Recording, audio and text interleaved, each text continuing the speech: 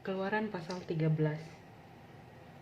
Ketetapan tentang anak sulung hari raya roti tidak beragi.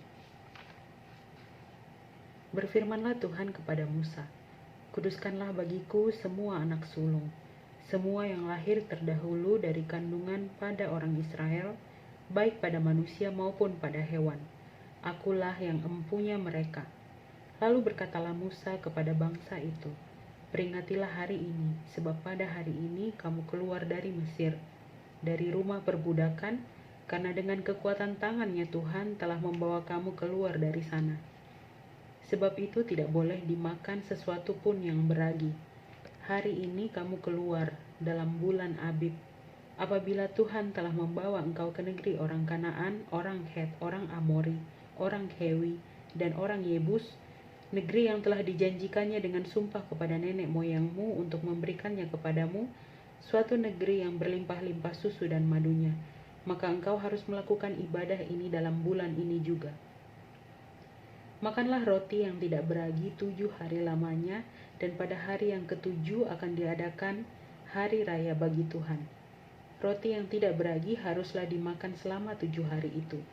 Sesuatu pun yang beragi tidak boleh dilihat padamu, bahkan ragi tidak boleh dilihat padamu di seluruh daerahmu.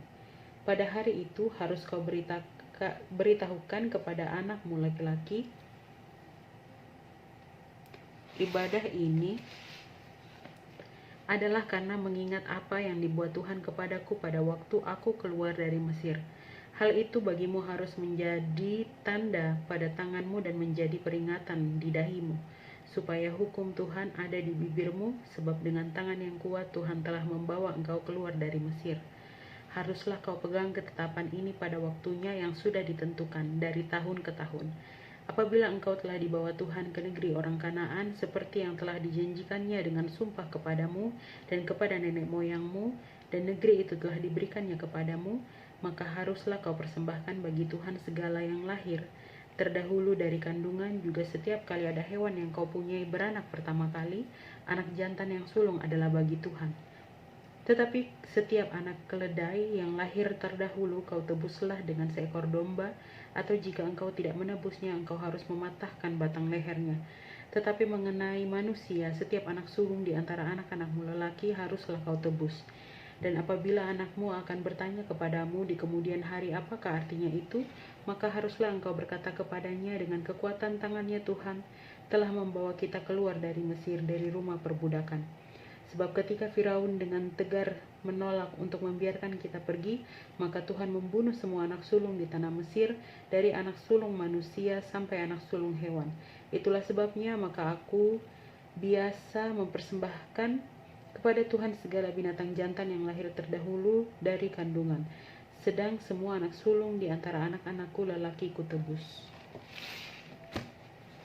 Hal itu harus menjadi tanda pada tanganmu dan menjadi lambang di dahimu, sebab dengan kekuatan tangannya Tuhan membawa kita keluar dari Mesir.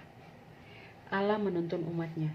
Setelah Firaun membiarkan bangsa itu pergi, Allah tidak menuntun mereka melalui jalan ke negeri orang Filistin, walaupun jalan ini yang paling dekat, sebab firman Allah, "Jangan-jangan bangsa itu menyesal apabila mereka menghadapi peperangan, sehingga mereka kembali ke Mesir." Tetapi Allah menuntun bangsa itu berputar melalui jalan di padang gurun menuju ke laut Teberau.